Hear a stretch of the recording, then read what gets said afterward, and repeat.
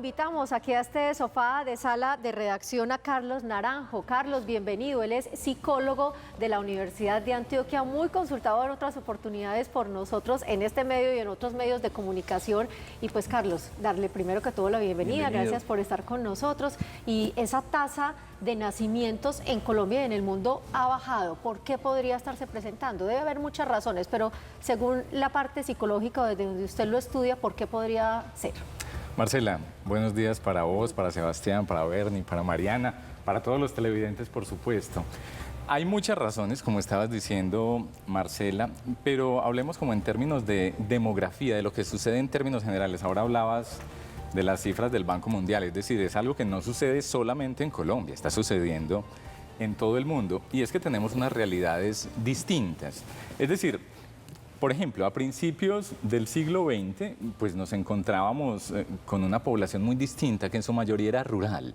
Es decir, vivía en las afueras de lo que en ese momento eran pequeñas urbes, pero en esas afueras de las pequeñas urbes se necesitaban hijos para ayudar a trabajar el campo, ¿sí? Entonces se tenían más hijos habitualmente. Otra de las cosas son los métodos anticonceptivos. Es decir, cuando aparece la píldora, por allá a mitad del siglo XX, es lo que permite que haya no solo la revolución feminista, sino que también haya una revolución en términos demográficos. Las mujeres empiezan a tener dominio, control sobre el número de hijos que quieren tener. Y lo otro tiene que ver con un punto muy importante, y es el nivel educativo. Se ha podido ver que a medida que una niña tiene más acceso a la educación, posterga el nacimiento de ese primer hijo o eventualmente decide no tenerlo. Es bien interesante el tema, por ejemplo, una situación personal. Mi abuela tuvo 12 hijos. Prácticamente terminaba un embarazo y llegaba el otro. Empezaba el otro, y en ese momento eso era casi que regla general. Por el contrario, quien fuese distinto en ese instante, pues pareciera ser que estaba en contra de lo que era normal supuestamente. Entendimos que el mundo cambió, pero ese cambio, que digamos efectos negativos podría tener a futuro si vemos que cada vez nacen menos niños y la población cada vez es más longeva. Sí, aquí hay aspectos negativos y aspectos positivos. Por ejemplo, aspectos negativos de los que se ha hablado muchísimo tienen que ver con el sistema pensional. Tenemos en el mundo un sistema pensional que apareció entregándole recursos de las generaciones que estaban trabajando a las generaciones que habían dejado de trabajar. Y eso es lo que se presenta en todos los países del mundo, de tal forma que para poder pensionar a las personas que están ya en edad de salir, se necesitan jóvenes trabajando. Y en la medida en que hay menos jóvenes trabajando, menos jóvenes vinculados al mercado laboral, se va volviendo más difícil. De hecho, casi imposible poder pensionar a las personas, que de hecho ese era otro de los motivos por los cuales nuestros abuelos a veces tenían más hijos. No existía sistema pensional, entonces pensaban también, bueno, ¿cuál de estos me va a cuidar cuando yo envejezca? ¿Cuál de estos me va a sostener? Entonces, hoy en día se supone que el sistema pensional debería poder solucionar ese problema, pero no parece, con el decrecimiento de la población. Pero también tiene una parte positiva, y es que tenemos un mundo que parece a punto de estallar en términos de consumo de recursos. La población sigue creciendo, los recursos son finitos, no son ilimitados como el crecimiento de la población, y en ese sentido tendría un respiro el planeta, pero tenemos en términos económicos otros problemas, como el problema de la pensión.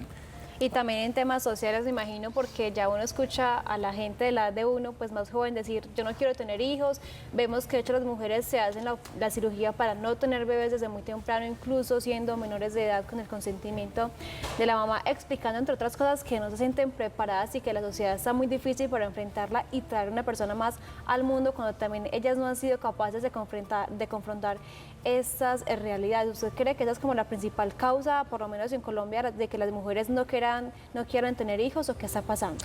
Yo creo que hay muchas razones, pero por ejemplo, cuando uno mira las estadísticas de Profamilia sobre las mujeres que deciden operarse o los hombres que decidimos operarnos, se dan cuenta de que cada vez esa edad es más temprana. Es decir, hay muchachos que esperan a cumplir los 18 años para hacerse la vasectomía, o las mujeres para hacerse la ligadura de trompas. Han decidido que en su plan de vida no necesariamente tienen que estar los hijos. Y es que, bueno, vos lo decías ahora en la presentación, Marcela, antes le preguntaban a uno, bueno, ¿y para cuándo? ¿No? O se casó, ¿y cuándo están los hijos? El matrimonio es para tener hijos, ¿no? Ya hay una idea distinta, ¿no?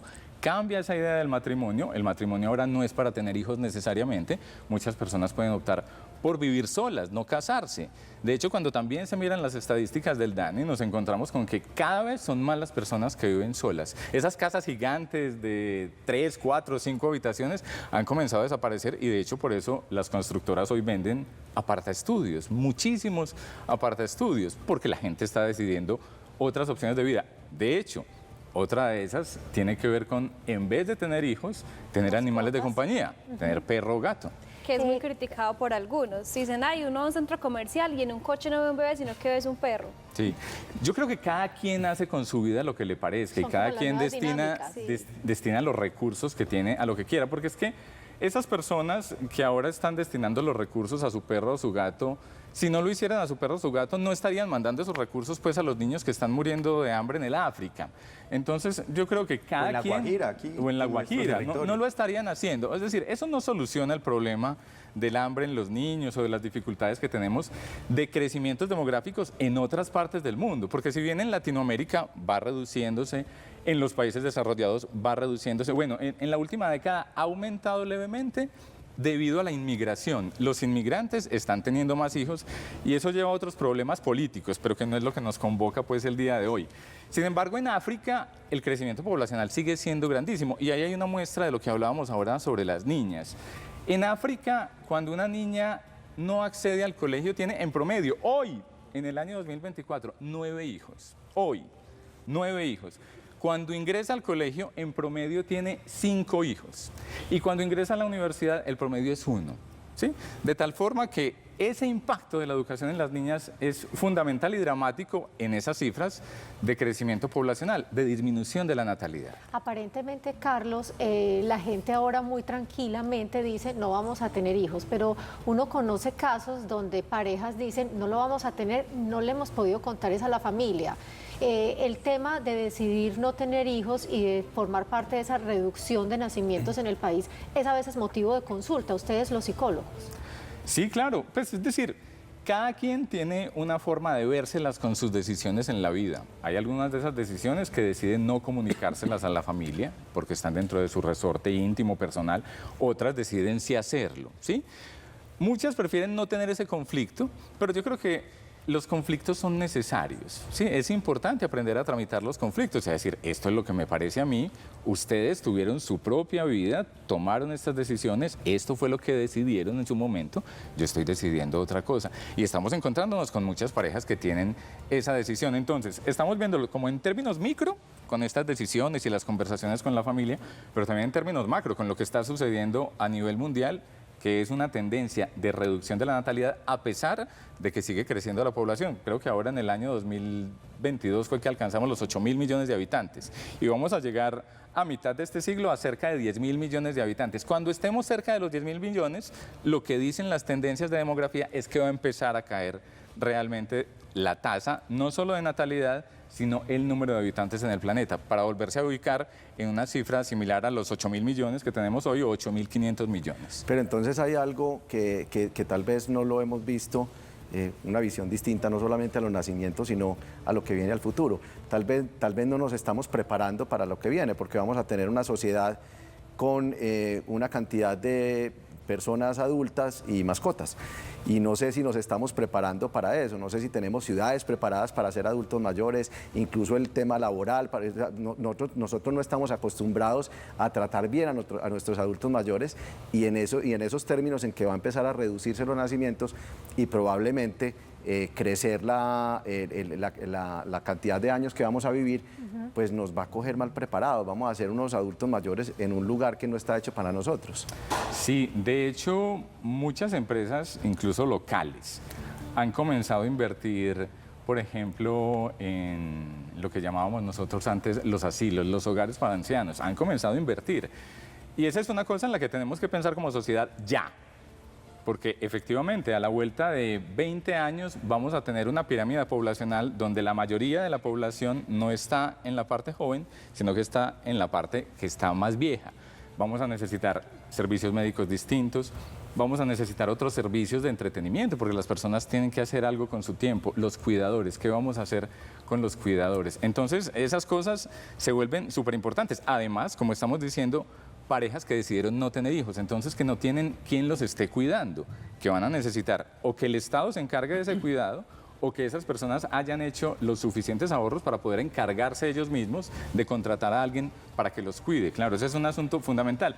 Europa y Estados Unidos saben que están envejeciendo y por eso, de alguna manera, han seguido recibiendo inmigrantes, aunque eso no le gusta a una parte de la población, porque esas minorías se están comenzando a volver mayorías. Por ejemplo, los hispanos en Estados Unidos están lentamente comenzando a volverse mayorías y eso favorece que aparezcan discursos políticos como los de Donald Trump, ahora de cara a las elecciones que estabas hablando ahorita, Bernie. Entonces, todos esos fenómenos tienen unos puntos a favor, como estábamos diciendo ahora, que tienen que ver con el crecimiento y con el planeta, pero también unos puntos en contra, que no sabemos al final cómo vamos a sortearlos, en especial Colombia, donde por ejemplo se está discutiendo la reforma pensional, a un debate de pasar en el Congreso de la República con muy buenas intenciones, pero con números muy malos. Es decir, lo que vemos a futuro con esa reforma son números muy malos porque ni siquiera ha pasado, por otra parte que es muy importante, que sería una reforma laboral. Sí, doctor Carlos, una última pregunta porque se nos agota el tiempo. Marce tiene también Sí, una... yo siempre tengo una de cierre. Una ahí en el bolsillo, Marce. Yo rápidamente, tengo aquí algunas. si nos ayuda con una respuesta rápida para que alcancemos a hacer la de Marce, es el tema de estratos. Cada vez vemos que entre menor es el estrato, mayor es el número de nacimientos. ¿Cómo se puede entonces relacionar ese tema entendiendo estas cifras que usted hoy nos plantea? Siempre las poblaciones con menos recursos han tenido más hijos y eso es una paradoja porque uno dice, tienen menos recursos, no van a tener cómo sostenerlos, pero siempre existe la esperanza de que en ese hijo que van a hacer va a aparecer el gran futbolista, el gran boxeador, el tipo que nos va a sacar de la pobreza. Y realmente se vuelve un círculo vicioso porque se vuelven cada vez con más dificultades, ¿sí? Y también sucede en términos generales en los países. Los países más pobres suelen tener un crecimiento poblacional más alto, que es lo que estamos viendo en África. Entonces, ¿qué es lo que tenemos que hacer? Tratar de encontrar como un justo punto, un punto medio, donde el crecimiento poblacional nos permita seguir avanzando como sociedad. Eso tiene un número mágico que es 2.1, es decir, la tasa de reposición, cada pareja debería tener por lo menos 2.1 para que al menos se reemplacen las personas que están muriendo. En Colombia estamos en 1.7, es decir, estamos por debajo de eso, no estamos logrando reemplazarlo, pero es necesario que nazca gente para que pueda seguir funcionando el mundo, al menos como lo conocemos actualmente, si no, tendremos que entrar en nuevos paradigmas. Bueno, nos la quedamos pendiente. Claro, me la quedan debiendo. Está bien.